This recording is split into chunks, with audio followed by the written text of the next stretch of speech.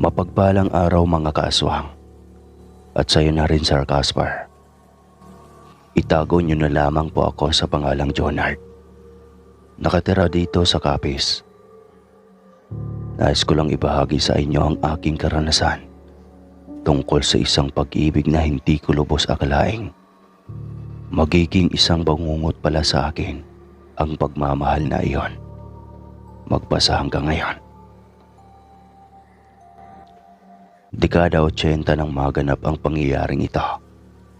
Noong mga panahong iyon ay binata pa lamang ako at nagtatrabaho bilang manggagapas o tagalini sa isang bukiring pagmamay-ari ni Mang Kulas, ang matandang mayaman sa baryo namin. Minsan ay inaabot na ako ng gabi pagkababa ko ng bundok. Ang gusto ko kasi ay matapos ko kaagad ang gagawin sa bukiring ni Mang Kulas para sa kinabukasan ay iba naman ang gagawin ko. Ayoko kasing umuwi nang hindi natatapos ang trabaho. Tinatamad kasi akong balikan ito sa kinabukasan. Hanggang isang hapon, habang nagtatagpas ako ng mga mahahabang damo sa gilid ng daanan sa bukirin ni Mang Kulas, napansin ko ang napakagandang ibong nagpabalik-balik sa punong malapit sa kinaroroonan ko. Napapangiti naman ako habang pinagmamasdan ang napakagandang ibon. Sa tanang buhay ko kasi noon pa lang ako nakakita ng ganoong klaseng ibon. Sa isip-isip ko, ano kaya kung hulihin ko iyon at alagaan? Pero hindi nagtagal ay napagpasyahan kong hayaan na lang ang ibon. At binilisan ko na lamang ang paglilinis ko nang sa gayon ay makauwi na ako sa baryo namin. Sa paglipas ng mga sandali ay hindi ko na muling napansin pa ang ibon. Nang malapit na akong matapos ay nalalapit na ako sa sapa. May napansin akong dalagang nakatayo. Nakabistida ito ng puti at mahaba ang buhok na abot hanggang bewang. Nakatalikod ito sa gawi ko, kaya hindi ko nakikita ang muka.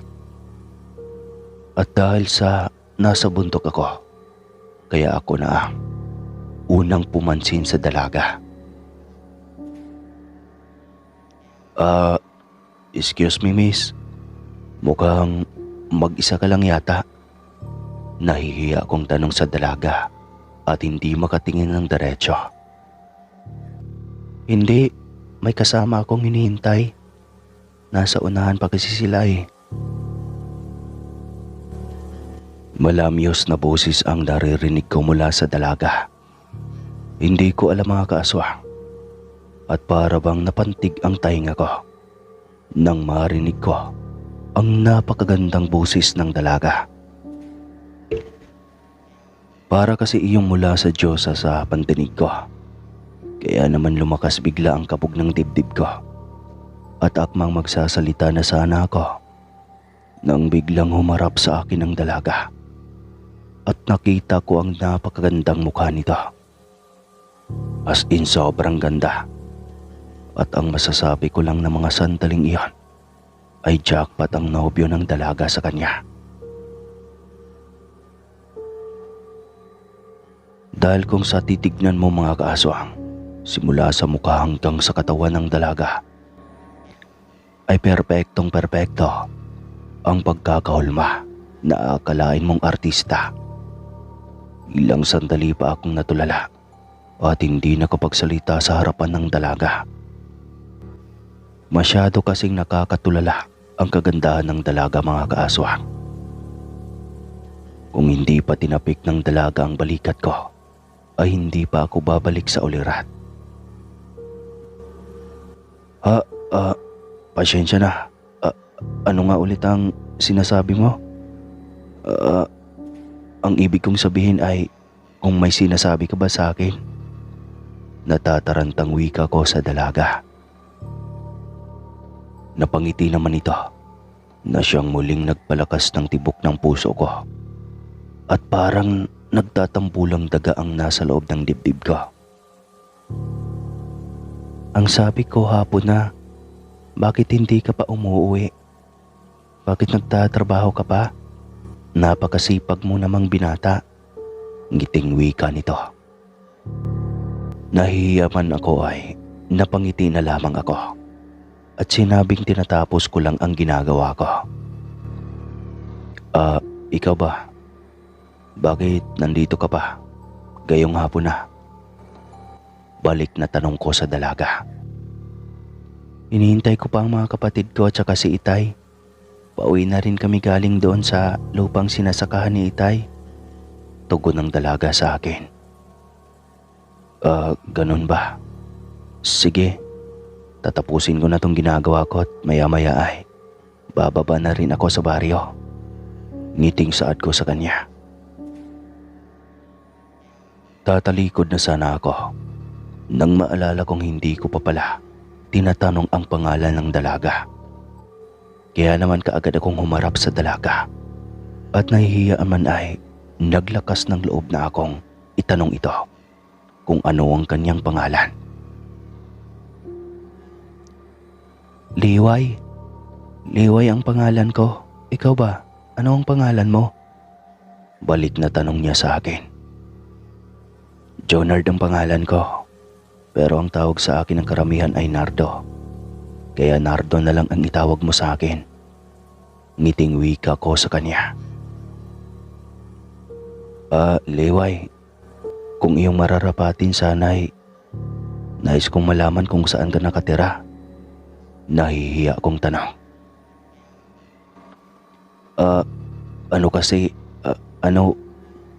Baka kasi malay mo, magawi ako sa bahay niyo. Pagrarason ko nang makita kong biglang sumeryoso ang mukha ng dalaga. Nakahinga lang ako nang makita kong muling ngumiti ito at nagniningning na naman ang mga mata nitong nakakailang tignan dahil sa ganda't nakakapangakit. Diyan lang kami nakatira sa paanan ng bundok. Yung bagong tayong bahay riyan. Kalilipat lang kasi namin noong nakaraang araw. Rinig kong wika niya. Napangiti naman ako at nagtanong kung pwede ko ba siyang dalawin sa kanilang bahay minsan. Oo naman, walang problema. Yun ay kung kaya mong harapin ang matapang kong tatay. Aniya pa. Hindi naman siguro nangangain ng tao ang tatay mo eh. Kaya kayang-kaya kong harapin siya. Napansin kong biglang sumeryoso ang mukha ng dalaga. At para bang hindi nagustuhan nito ang sinasabi ko. Kaya agaran na akong humingi ng paumanhin kung may nasabi man akong mali. Ano ka ba? Wala ka namang nasabing mali eh. Muli niyang wika at pasimpleng ngumiti. Matapos naming makapagkilala sa isa't isa ay bumalik na ako sa pagpuputol ng mga naglalakihang damo. Samantalang si Liway naman ay nakita kong papalapit na sa kanya ang dalawang dalagang napakaganda rin. At sa tingin ko ay iyon ang kanyang mga kapatid. Maya-maya rin ay may matandang lalaking may saklay na itak ang lumapit sa tatlong dalaga. At inaya na sila nitong umuwi. Bahagi ako pang sinulyapan si Liway at nakita kong nakatingin rin siya sa akin habang nakangiti. Ay, sayang naman. Sana wala pa siyang nobyo. Sambit ko sa sarili at nangangarap ng gising. Dahil sa kakaisip ko sa dalaga ay hindi ko natuloy na malayang magtatakip silim na pala. Kaya naman nung mapansin kong madilim na ay, kaagad na akong nagmadaling magligpit ng kagamitan at naghugas ng katawan sa sapa. Habang naghihilamos ako ay muli ko na namang naalala ang magandang mukha ng dalaga. Kaya napapangiti na lamang ako sa sarili at ipinilig ang aking liig habang pinapatunog. Pagkatapos ay nagbihis na ako at naglakad na pababa ng bundok habang pasipol-sipol. Sanay naman na kasi akong maglakad sa kalagitnaan ng bundok ng takip-silim na mga kaaswang. Ilang taon na rin kasi akong naninilbihan sa bundok na iyon kasama ang pinsan kong si Usting. Yun nga lang ng araw na iyon ay hindi pumasok si Usting dahil may importante itong nilalakad.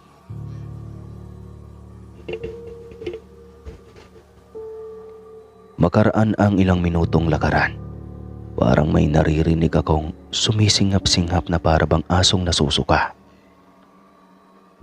Napahinto ako at inilibot ang paningin sa paligid dahil alam ko namang walang kabahayan ang bundok na iyon at malabo ring may maliligaw na aso roon. Kahit nakailang minuto na ako sa paghahagilap ay hindi ko talaga mahanap ang ingay na naririnig ko. Kaya naman hinugot ko na ang itak na nakasugpit sa bewang ko at agaran ng inihanda ang sarili. Wika ko pa sa aking sarili. Sige lang, takutin mo lang ako ngayon dahil sisiguraduhin kong tatagpasin ko talaga yung katawan mo. Sa isip-isip ko kasi noon ay baka mga engkanto o anumang elemento ang nananakot ng hapong iyon. Hindi kasi maiwasan yan kapag nasa bundok kayo mga kaaswang. Minsan pa nga ay ang iba sasadyaing magpabalik-balik ka sa dinaraanan mo. Kaya hindi na bago sa akin ang mga ganoong klase. Hindi ko hinayaang matakot ang aking sarili. Bagkus ay nilakasan ko pa ang aking loob at ipinagpatuloy na lamang ang paglalakad. Maklipas lamang ang ilang minuto at malapit na ako sa paanan ng bundok. Nakahinga na ako ng maluwag at sa wakas ay nawala na ang takot na nararamdaman ko. Nang sa walang ano-ano ay bigla na lamang sumulpot sa likuran ko ang dalagang si Liway. Kamuntikan pa akong madulas dahil sa pagkagulat. Diyos ko, ikaw lang pala Liway. Ginulat mo naman ako. Kabadong napahawak ako sa dibdib. Nagulat ba kita? Pasyensya ka na ha. Hindi ko sinasadya. Mahinahong wika ng dalaga. Hindi, ayos lang. Medyo nagulat lang naman ako. Bigla-bigla ka kasing sumusulpot eh. Wika ko pa at umayos na sa pagkakatayo. Napansin kong gulo-gulo ang buhok ng dalaga. Kaya tinanong ko siya kung saan siya galing at bakit naglalakad siyang walang dalang ilaw man lang. Sinabi niya namang hinahanap raw niya ang alaga nilang aso kanina pa. Kaya inabot na raw siya ng dilim. Kaya wika ko. May naririnig akong asong sumisingap-singap na kanina at sigurado akong aso iyon. Baka aso niyo iyon. Kasi malabo namang may maliligaw na aso ng mga kababaryo dito sa bukid. Agad namang sumagot si Liway na. Hayaan mo na yon. Uuwi rin yun maya-maya. Baka naghahanap lang ng makakain. Nagtaka naman ako mga kaaswang dahil inabot na nga siya ng dilim sa kakahanap ng aso nila. Noong sabihin ko at ituro kung saan banda ang aso nila, hayaan na lang raw. Ang weirdo ha. Sambit ko pa sa aking isipan. Sabay na nga kaming bumaba ng bundok ni Liway at nang malapit na siya sa bahay nila ay nagpaalam na siya sa akin. Samantalang ako naman ay nagpatuloy lang maglakad. Mula kasi sa paanan ng bundok ay may tatawirin pa akong 5 sapa at ang madadaanan ko pang liblib ay walang kabahayan maski isa. Habang naglalakad ako ay pagkaramdam ko ay parang may nakasunod talaga sa akin. Yung bang bukod sa sarili kong presensya, Sir Caspar, ay may nararamdaman pa akong ibang presensyang nasa paligid lang. Lintik na tsekwa naman oh. Kung kailan binata na ako'y ngayon pa ako nakaramdam ng takot dito. Inis kong sampit sa sarili. Dahil ibang-iba na talaga ang nararamdaman ko.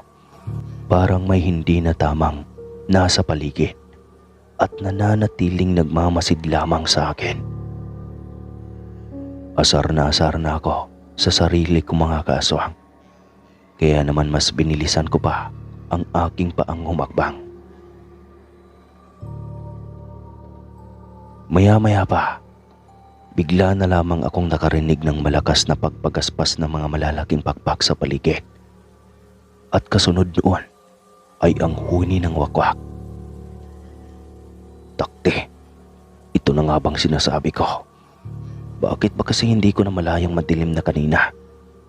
Sampit ko sa aking sarili at agaran ng tumakbo ng mabilis. Nang sa gayon ay makalayo ako sa naririnig kong huni ng wakwak.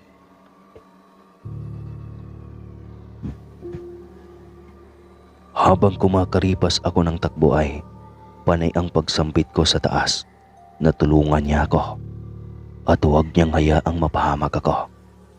Dahil may mga kapatid pa ako at inang na naghihintay sa bahay. Nang mga panahong iyon kasi mga kaaswang ay sobrang napakabagsik na mga aswang. Basta, ibang-iba noon ang mga aswang. Kaya aaminin ko kahit malaki na ako noon, ay nakaramdam na ako ng takot. Tulungan niyo po ako pakiusap. Huwag niyo hayaang mapahamak ako. Wika ko sa sarili habang nagdarasal. Habang patuloy pa rin ako sa pagtakbo ay nakalanghap na ako ng masangsang na amoy at para bang may nabubulok na patay sa dinaraanan ko. Samantalang kaninang umaga pagkadaan ko roon ay wala naman akong nalalanghap na babahong amoy. Nagtayuan na rin ang mga balahibo ko sa batok at walang pagsidlan ang takot na nararamdaman ko. Nang sa maya-maya pa ay biglang nasipat ko ang napakagandang ibong lumilipad sa di kalayuan at para bang ginagabayan ako nito. Napansin ko ito dahil sa kumikinang na mga balahibo sa katawan. Ramdam ko ring unti-unti nang nawawala ang huni ng wakwak. Hanggang sa tuluyan na nga iyong mawala at tanging ang ibong maganda na lang ang nakita kong nakasunod sa akin. Makaraan lamang ang ilang minuto ay nakarating na nga ako sa bungad ng baryo namin. Napabuga pa ako ng hininga at napasalampak sa lupa dahil sa ngayon ko lamang naramdaman ang pangangatog ng mga tuhod ko. Langyang aswang yon, putik. Hinabol pa ako kahit nasa paanan ako ng bundok. Malalaman ko lang talaga kung sino ang aswang dito sa baryo. Ipagkakalat ko talaga sa buong baryo ang baho nito. Sambit ko sa sarili. Noong maalala ko ang magandang ibon ay sandali ko pa iyong nilingon at hinagilap. Subalit hindi ko na iyon nakita pa. Kaya sa isip-isip ko, baka lumipad na iyon sa malayo at nagkataon lamang na nasundan ako noon. Matapos kong makapagpahinga ng bahagya ay kaagad na akong tumayo at nagpatuloy ng maglakad sa kalsada pa uwi. Ilang sandali pa ay nakarating na ako sa bahay. Pagkapasok ko ay agad na akong naligo. Dahil sa pagkaramdam ko ay kumapit sa katawan ko ang amoy baktol na amoy patay na hindi ko mawari kung anong klaseng amoy iyon. Halos kinudkod ko ng kinudkod ang buong katawan ko ng sabon. Matanggal lamang ang mabahong amoy na dumikit sa katawan ko. Pagkatapos ay tsaka pa lamang ako nagkape. Hindi na rin ako nagkwento pa sa aking ina tungkol sa aswang. Ayoko kasing madagdagan pa ang alalahanin nito. Wika ko pa. Sisikapin ko na lang na makauwi ng may liwanag pa sa baryo namin para hindi ko na muling maranasan pa ang nakakatakot na kababalaghang iyon. Kinabukasan, kasama ko na si Usteng nang umakyat kami ng bundok. Nang nasa paanan na kami ay nakita ko ang matandang ama ni Liway. Kaya bumati ako rito bilang pagbibigay galang. Aaho na ba kayo sa bundok? Mahinahong tanong ng ama ni Liway. Ay, oo manong. May trabaho pa ho kasi kaming tinatapos eh. Magalang kong tugon habang hinahanap ng mga mata ko ang dalaga. Abay, ganoon ba? Teka, sasabay na ako sa inyo umahon roon. Saad nito. Ngumiti naman ako at sinabing hihintayin namin siya para sabay-sabay na kaming umakyat. Pinaanyayahan naman kaming umupo muna at ihahanda lang raw niya ang kanyang babaunin. Kaagad naman kaming umupo sa gilid ng bahay nito habang patuloy pa ring hinahanap ng mga mata ko ang dalaga. Maya-maya pa ay may nalalanghap akong mabahong amoy na nanggagaling sa loob ng bahay. Kaparehong kapareho iyon ng amoy na nalalanghap ko kagabi. Medyo napapaisip pa ako mga kaaswang. Dahil bakit parang iyong presyensyang naramdaman ko nung pauwi ako kagabi at ang presyensya ng matanda ay magkaparehas. Natigil lamang ang isipin kong iyon nang mahagilap ko na si Liway. Bagong gising pa lang ito at talagang napakaganda niya pa rin kahit na medyo sabog ang kanyang mga buhok. Idagdag pang bukod sa napaka-cute niyang mukha ay malaporselana pa ang balat niya. Noong makita niya ako ay kaagad itong bumalik sa kwarto at sa pakiwari ko ay nahihiya. Kaya palihim na lamang akong napangiti at inabangan ang kanyang muling paglabas. Ilang sandali pa ay lumabas na ito at sa paglabas niya ay nakita kong nakaayos na ang kanina niyang gusot-gusot na buhok at ang damit. Malapad naman ang pagkakangiti ko sa kanya at binati siya ng magandang umaga na siyang nagpakilig naman sa akin ng batiin niya rin ako pabalik at ngumiti. Wika ko pa sa aking sarili noon. Buo na ang araw ko, makita ko lang nang ngumiti si Liway at mabati ko siya. Bahagya naman akong napaigtad nang sikuhin ako ni Usteng sa tagiliran at sinabing, "Oy boy, huwag ka namang masyadong magpahalatang patay na patay ka sa dalagang yan. Tignan mo nga't malapit nang tumulo ang laway mo, kadiri ka." Nilingon ko naman ang kaibigan ko at sinabihang huwag niya namang basagin ang trip ko. Sa paglipas nga ng ilang minuto ay kapwa umaakyat na kami ng bundok ni Usteng at ang ama ng napakagandang dalagang nakilala kong si Liway. Medyo mahaba na. Hanggang dito na lang po muna ang aking kwento mga kaaswang. Abang-abang lang po sa susunod na kabanata. Maraming salamat.